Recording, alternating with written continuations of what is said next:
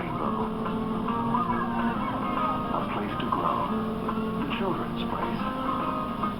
Reading Rainbow is also made possible by a ready-to-learn television cooperative agreement from the U.S. Department of Education through the Public Broadcasting Service and the Corporation for Public Broadcasting, and by contributions to your PBS station for viewers like you.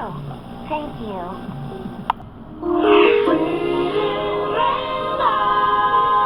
Butterfly in the sky, I can go twice as high. Take a look, it's in a book, a reading rainbow. I can go anywhere. Friends to know and ways to grow, a reading rainbow. I can be anything. Take a look, it's in a book, a reading rainbow. Reading rainbow.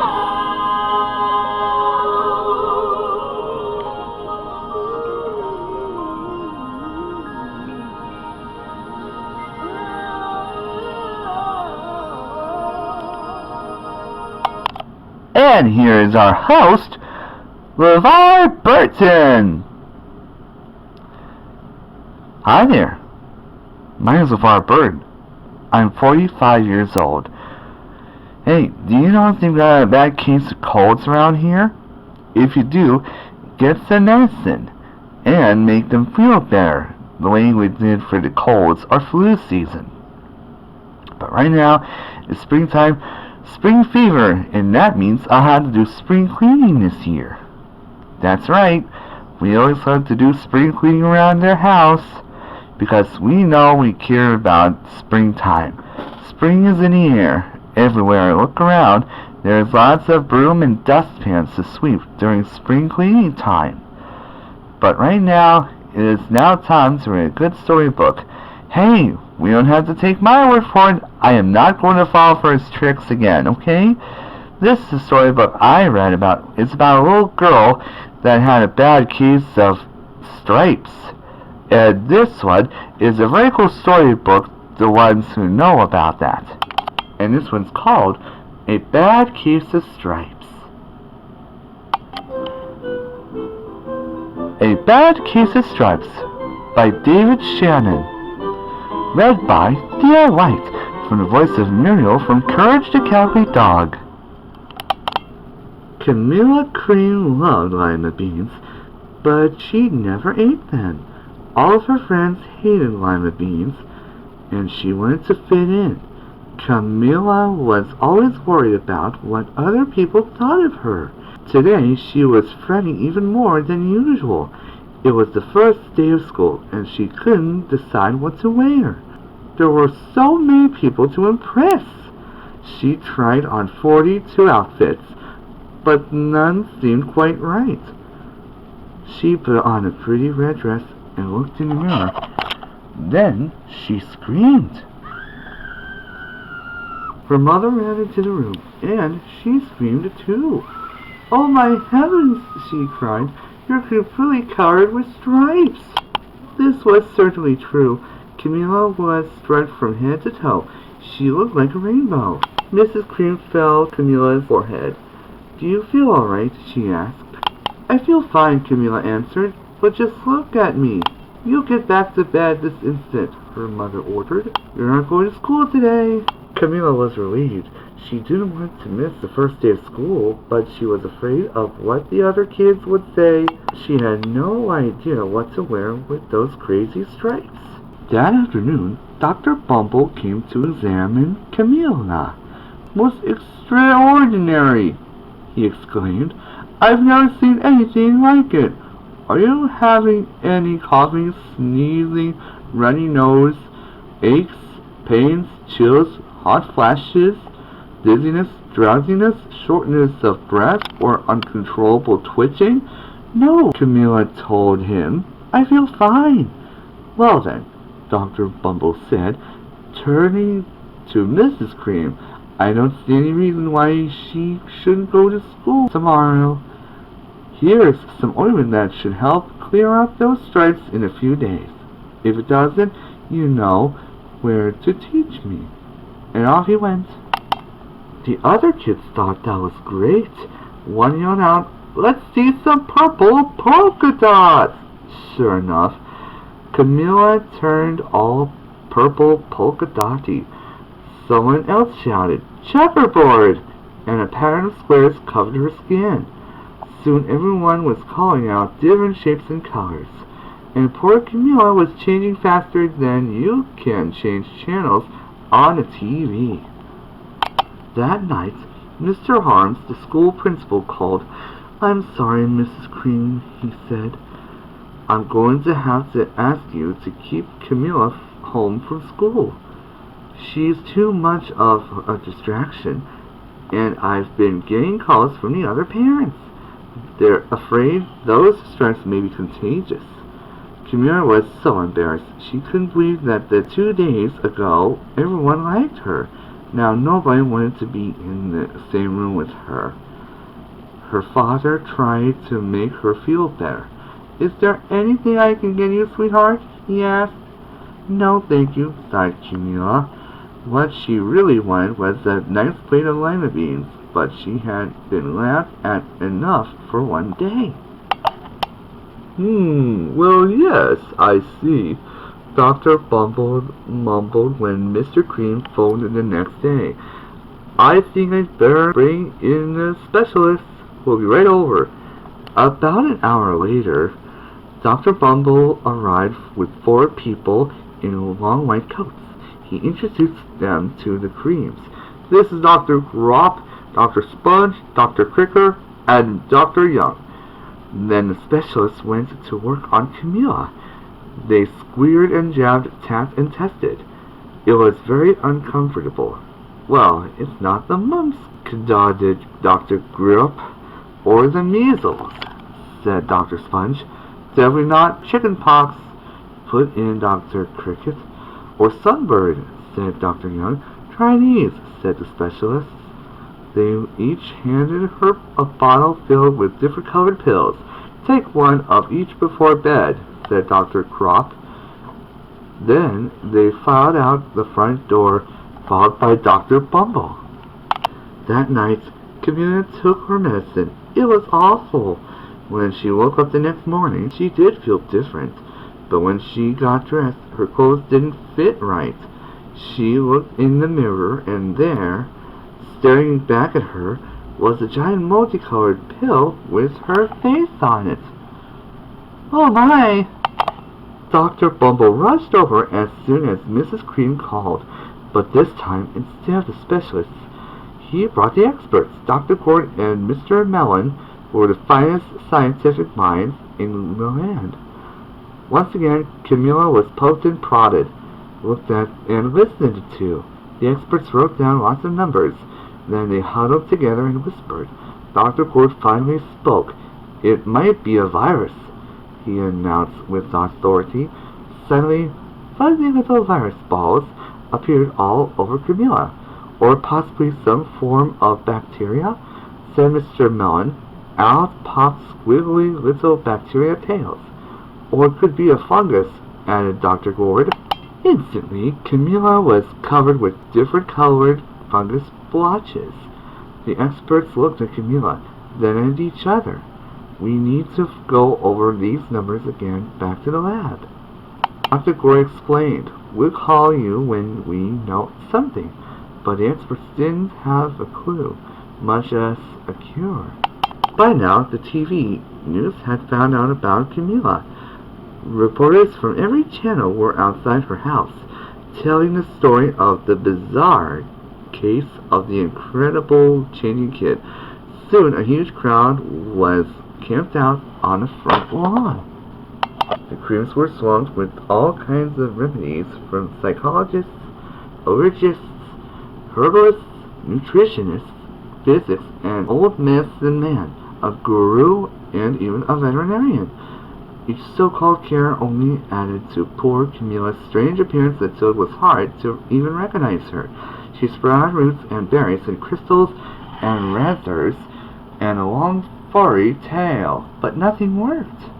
One day, a woman who called herself an environmental therapist claimed she could cure Camellia.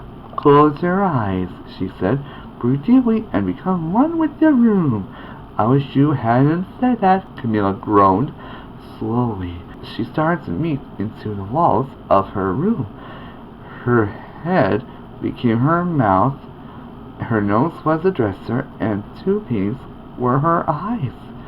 The therapist screamed and ran into the house. What are we going to do? Cried Mrs. Cream.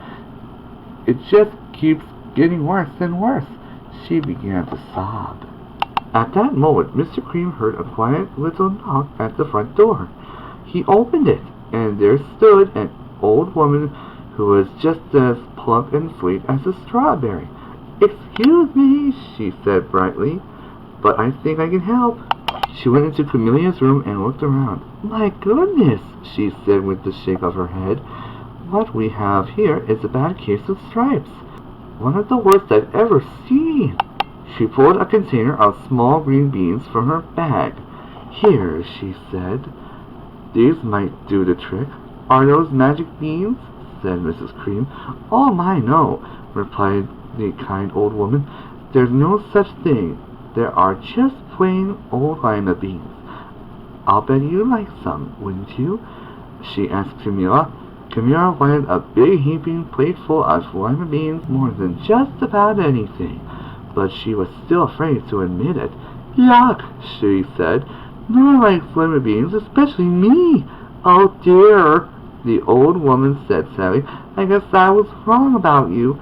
She put the beans back in her bag and started toward the door. Camellia watched the old woman walk away. Those beans taste so good, and being laughed at for eating them was nothing compared to what she'd been going through. She finally couldn't stand it. Wait, she cried. The truth is, I really love lima beans. I thought so, the old woman said with a smile.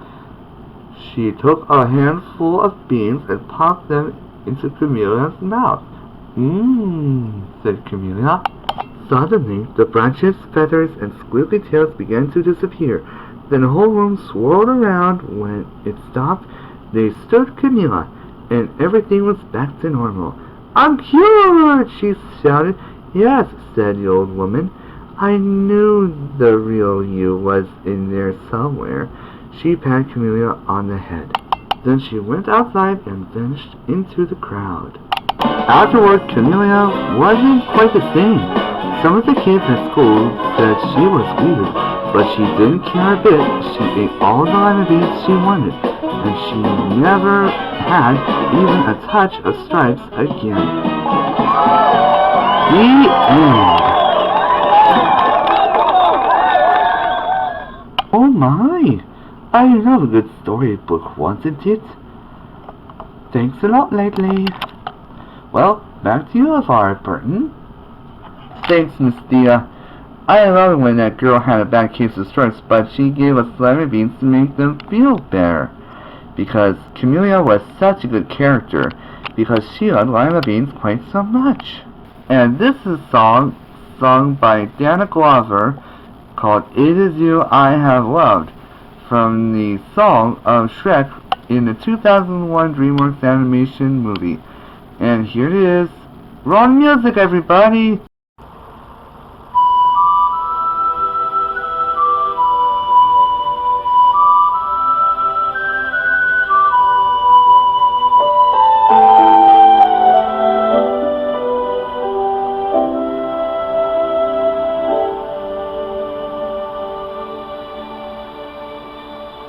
There is something that I see in the way you look at me.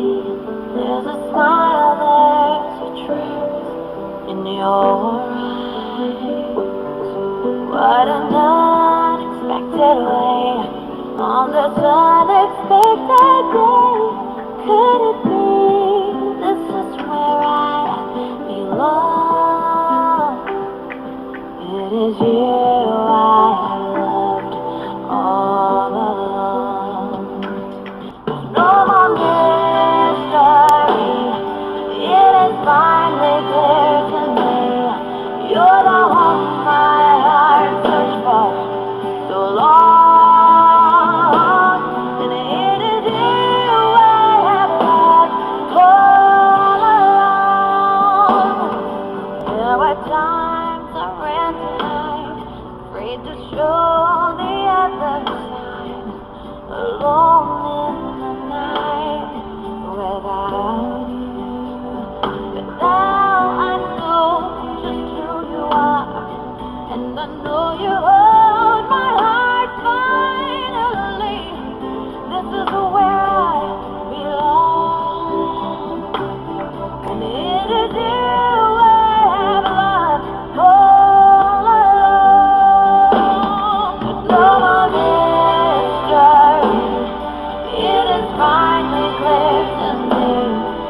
You're the home my heart searched for so long.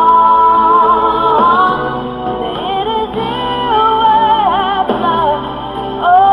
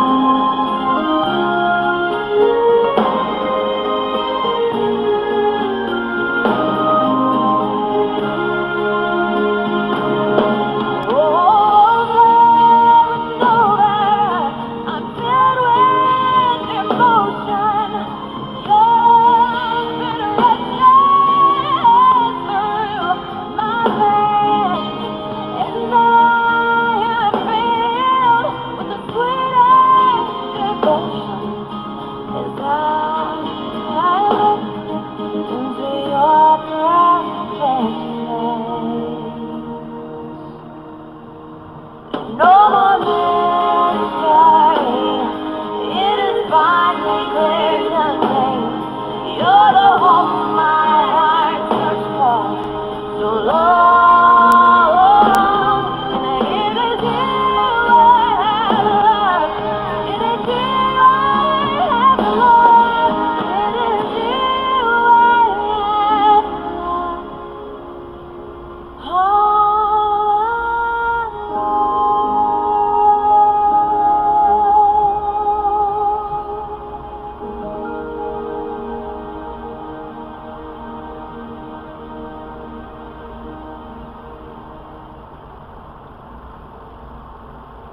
Wow, that song sounded wonderful. I've seen Shrek because of the 2001 DreamWorks animation movie. But right now, it has loved singing those songs with you. But right now, it's time to watch a clip of the Teletubbies TV event where Matthew and Mark feed a baby calf named Treacle by feeding some milk during at the farm. Here it is, our calf Treacle. Hit it!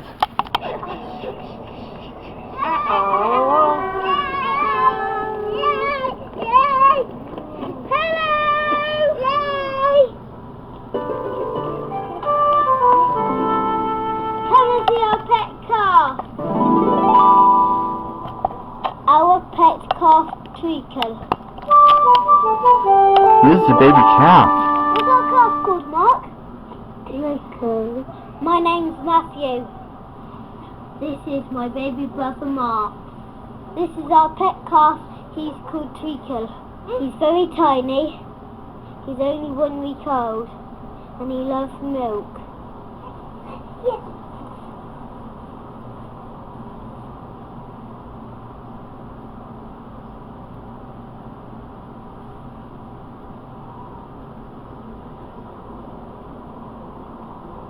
We're going to feed. Alright.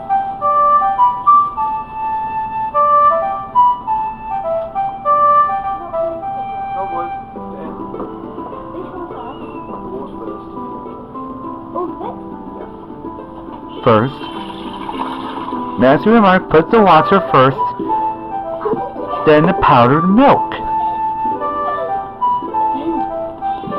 Now we have to make sure the powdered milk was stirred thoroughly.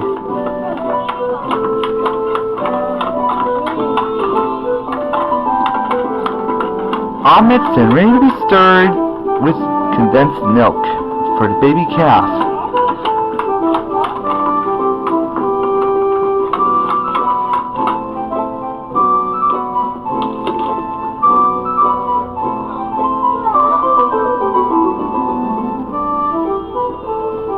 Off they went to see the baby calf feeding the milk of Treacle.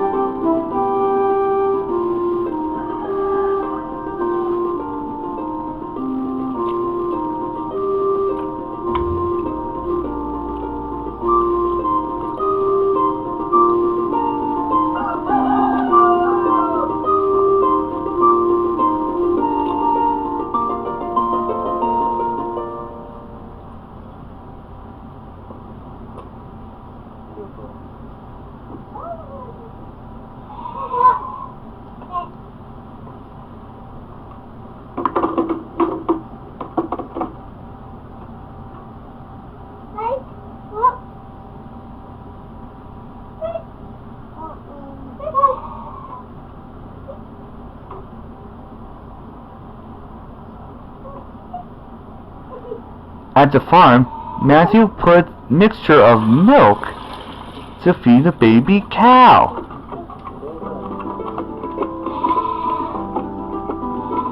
See how Treacle really loves to feed the milk by drinking it? Aw, she's so cute.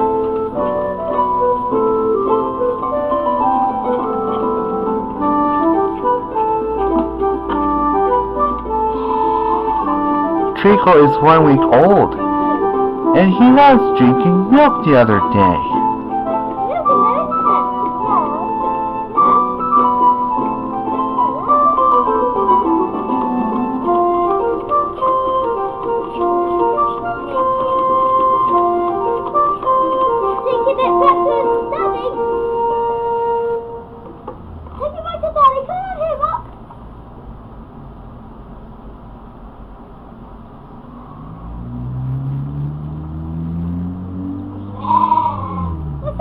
Goodbye to Treacle. Bye-bye, Treacle.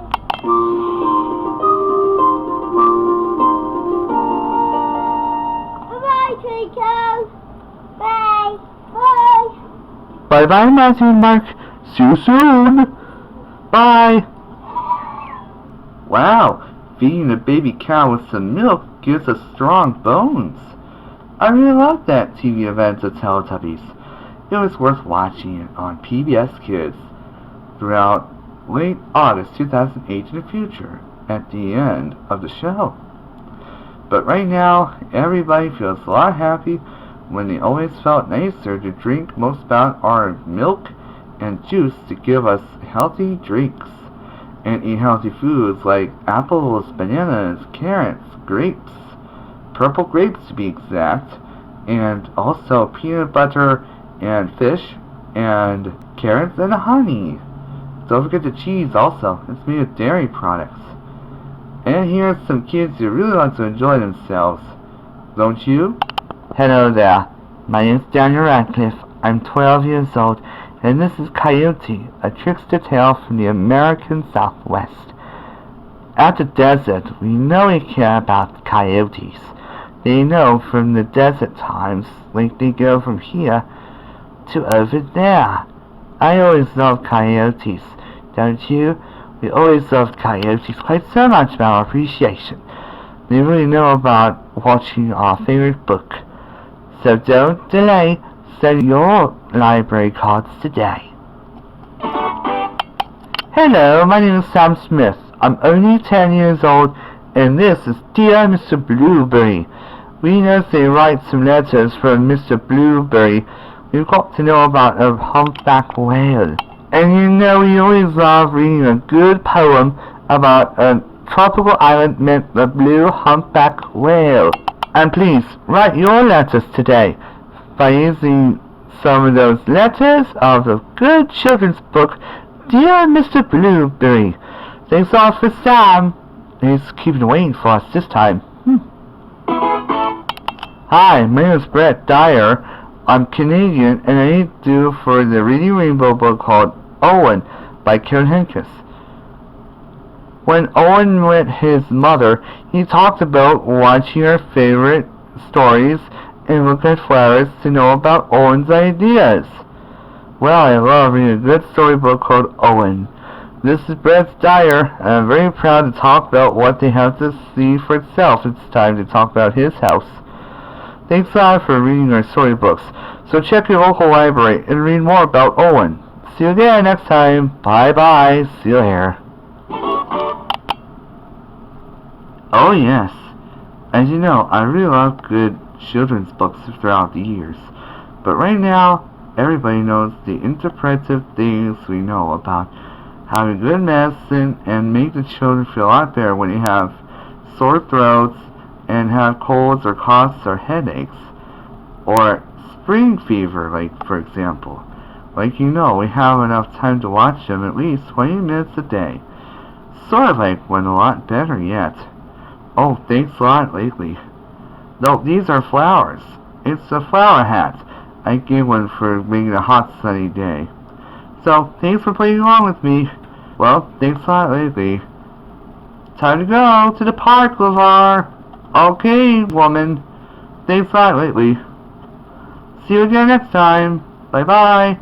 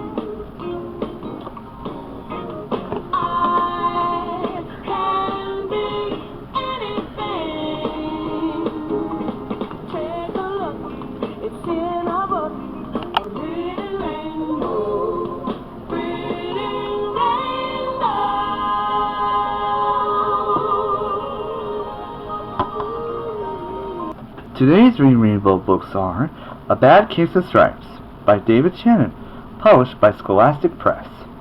Coyote, A Trickster Tale from the American Southwest by Gerald McDermott, published by Voyager Books of HarperCollins.